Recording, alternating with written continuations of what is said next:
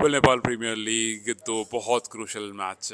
विराटनगर ने एक बार फिर अपना ही रिकॉर्ड तोड़ दिया। खैर मैच के बारे में बात करूंगा, लेकिन उससे पहले आप प्लीज़, आप सबसे दो रिक्वेस्ट है। पहली रिक्वेस्ट ये है कि यार मेरी इस प्रॉब्लम को सॉल्व कर दो। जो प्लेटफॉर्म्स मुझे पता थे मैं नहीं देख पा रहा हूँ। जैसे मुझे लोगों ने कहा कि भाई डिश होम गो जो है उस पर आप देखो। ये वीडियो मैंने साइड में लगाई है, उसी की है। I am trying to watch. जैसे ही क्लिक कर रहा हूँ ऑटोमेटिकली बैक हो जा रहा है, क्लिक कर रहा हूँ बैक हो जा रहा है। सब्सक्राइब करने की कोशिश कर रहा हूँ, नहीं हो रहा है, वो विंडो ही नहीं खुल रहा। आई डोंट नो क्या प्रॉब्लम है। फिर उसके बाद थैंक्स के मुझे एक हेल्प आई कि भाई आप ए स्पोर्ट्स नहीं, टी स्पोर्ट्स पर आप देखो। मैंने टी स्पोर्ट्स इंस्टॉल करा, देखा मैंने वहाँ पर, लेकिन उस ऐप की परेशानी ये है कि उस पर बहुत ज़्यादा ऐड आ रहे हैं। मतलब मैं स्क्रीन टच कर रहा हूँ ऐड आ जा रहा है, कुछ भी टच कर रहा हूँ ऐड आ जा रहा है, बैक कर रहा हूँ, फुल स्क्रीन कर रहा हूँ, स्कोर कार्ड देखने, कुछ भी आगे पीछे कर रहा हूँ, मतलब I am watching more ads than the match. ये एक थोड़ी सी प्रॉब्लम है। तो अगर आप में से कोई भी है जो मुझे सही प्लेटफॉर्म बता सकता है, बिकॉज मैं गूगल भी कर रहा हूँ, मुझे कोई सही रेफरेंस नहीं मिल रहा है। तो मैं बिट्स एंड पीसेज में, फेसबुक पर जाओ तो कहीं पर आपको लाइव मिलता है, बट फिर वो थोड़ी देर में गायब हो जाता है।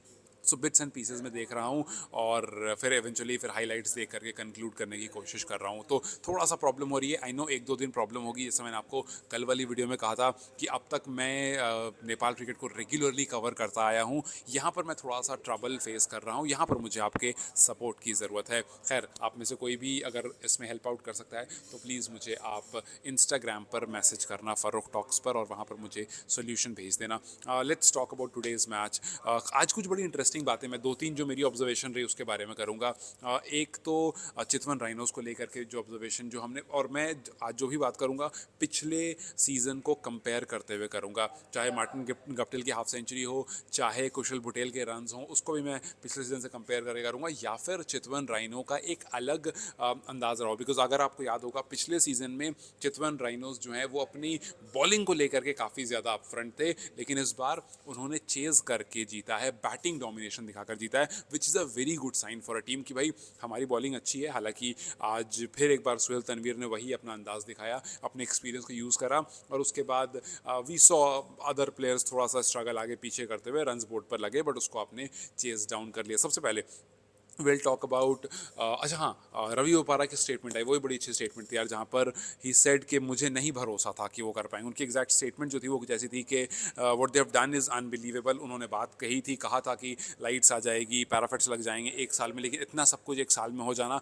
बड़ा नामुमकिन जैसा था, और मुझे नहीं भरोसा था कि कर पाएंगे, but they made it. So yes, एक इंसान जो एक बार आता है लीग खेलता है, दूसरी बार आता है ऑस्ट्रक हो जाता है, ये बताता है कि नेपाल क्रिकेट कहाँ जा रहा है। और अगर आप लोगों को याद होगा, लगभग एक साल पहले मैंने एक बात कही थी कि 2003-2004 के टाइम पर इंडिया जो है वो क्रिकेट में आगे जा रहा था, फैन फॉलोइंग में आगे जा रहा था, लेकिन जैसे ही उसके कुछ साल के बाद आईपीएल आता है वो एकदम से बूम होता है।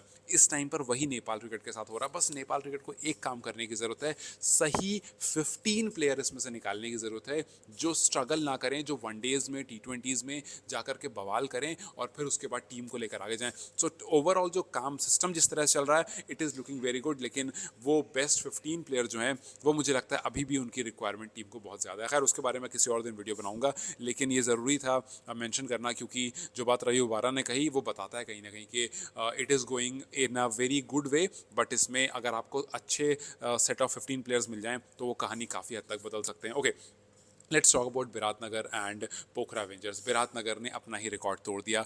इससे पहले विराटनगर का ही हाईएस्ट स्कोर था पिछले सीजन में भी। इस बार विराटनगर ने पहले मैच में आकर के 220 रन ठोक दिए, पहला 200 run of both season. NPL में 200 नहीं लगा था, if I am not wrong 193 last season में विराटनगर नहीं किए थे। इस बार आकर के उन्होंने उसको और ज़्यादा ऊपर कर दिया, और चेज डाउन बिल्कुल भी पोखरा जो है उसको नहीं कर। अब देखो इसमें कुछ चीज़ें बड़ी अच्छी थी, जैसे लोकेश बाम आए। लोकेश बाम, हमने देखा लोकेश बाम को, वो कभी दिखते हैं कभी नहीं दिखते हैं, बट जब दिखते हैं वो काफ़ी बेहतरीन दिखते हैं। तो लोकेश बाम का वो 72 बहुत अच्छा था, और अच्छा इसलिए था बिकॉज जब आप हर तरह के बॉलर्स को खेल रहे होते हो और तब स्कोर करते हो। आई नो कि टीयू में सारे नेपाल प्लेयर्स ने खेला और ये उनका गढ़ है, but you need to score run ऐसे लीग में अपने आप को कॉन्फिडेंट बनाने के लिए। लेकिन मैं उनसे ज़्यादा बात मार्टिन गप्टिल की करूँगा, वो इसलिए क्योंकि ये एक इंस्पिरेशनल इनिंग है। आई डोंट नो कि आगे और कितनी ऐसी इनिंग आएगी, लेकिन आपको ये समझना पड़ेगा पिछले सीजन में भी जब विराटनगर ने शुरू किया था, मार्टिन गप्टिल ने हाफ सेंचुरी लगाई थी, लेकिन वो हाफ सेंचुरी इस हाफ सेंचुरी से अलग थी। आज वाली हाफ सेंचुरी में 5 छक्के लगे, वो मार्टिन गप्टिल जिनको हम जानते थे, जो पावर हिटर दिखते थे, जो लंबे लंबे सिक्सेस लगाते थे, वो वाले मार्टिन गप्टिल दिखे हैं। पिछले वाले जब हाफ सेंचुरी आई थी वहाँ पर वो वाले गप्टिल नहीं, वहाँ पर थोड़ा सा स्टेबिलिटी वाले गप्टिल थे। लेकिन आप सोचो इस एज के बाद भी, रिटायरमेंट के बाद भी गप्टिल के पास वो सब कुछ है। अक्सर लोग कहते हैं ना यार कि रिटायरमेंट वाले प्लेयर को लेकर आए हो आप। अब देखो रिटायरमेंट वाला प्लेयर आकर क्या कर रहा है, Ravi ओपारा player of the match लेकर जा रहे हैं, यहाँ आकर के ये आकर के रन्स कर रहे हैं, अपनी टीम को आगे लेकर। सो ये कुछ कहानी है कि भाई रिटायर्ड प्लेयर नहीं, वो एक्सपीरियंस ना आपको, हाँ अनलेस एंड अनटिल आप वाकई उस पॉइंट पे पहुंच चुके हैं जहाँ आप फास्ट बॉल नहीं खेल पा रहे हो, बैट स्विंग आपका वो हो गया, रिफ्लेक्सेस आपके कमज़ोर हो गए, वो एक अलग स्टोरी है। बट इन एजेस पर भी आकर के you can do really really good. हाँ लोकेश बाम जो है वो प्लेयर ऑफ द मैच रहे इस वाले मैच के, क्योंकि he really played a very good inning. In fact इस सीज़न के पहले वो नेपाली प्लेयर बने जिनको प्लेयर ऑफ द मैच मिला। और अगर आप पोखरा की बात करोगे, पोखरा की तरफ से कुशल एंड एडम वाज गुड। कुशल ने काफ़ी कोशिश करी। अच्छी बात यह है पिछला सीज़न पोखरा का बुरा था, ये सीज़न भी स्टार्ट बुरा ही हुआ है, लेकिन कुशल अपने पहले मैच में उन्होंने दिखाया कि जो पिछले सीज़न में कुशल थे उससे बेहतर दिख रहे हैं। बिकॉज पिछले सीज़न में कुशल बुटेला कुछ बहुत बेहतरीन नहीं आया था, यहाँ पर पहले मैच में आकर के कांच तोड़ दिया उन्होंने। मतलब पहले मैच में ही बढ़िया खेला, अच्छा शॉट भी मारा था। और अब कमेंट्री पैनल में भी जिस तरह से अब देखो ना, इस सीज़न में कितने सिक्सेस पड़ रहे हैं हर मैच में। पिछला सीज़न आप याद करो, क्या पहले 2 मैच में या पहले 2 दिन में कुछ ऐसा हाल था? क्या पहले 2 दिन में इतने नंबर ऑफ सिक्सेस पड़? देखो नंबर ऑफ सिक्सेस बहुत ज़रूरी है T20 फॉर्मेट में।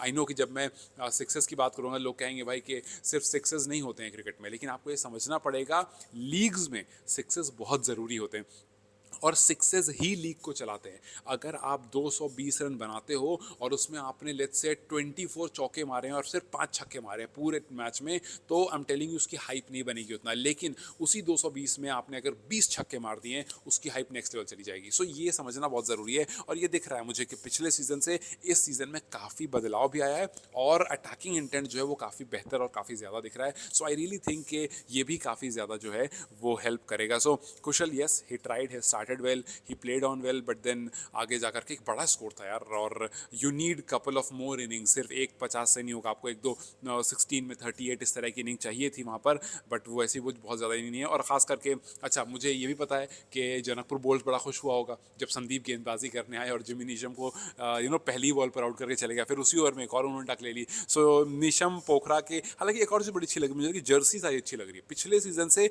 इस सीज़न में। जर्सीज जो बदली हैं वो अच्छी दिख रही हैं और जिमी नीशम पर वो अच्छा लग रहा है। वैसे मुझे, मैं सच बताऊं तो जिमी नीशम पर जनकपुर बोल्ट्स का जो अटायर था ना वो ज़्यादा अच्छा लगता था। खैर एनीवेज ये अपनी अपनी पसंद है।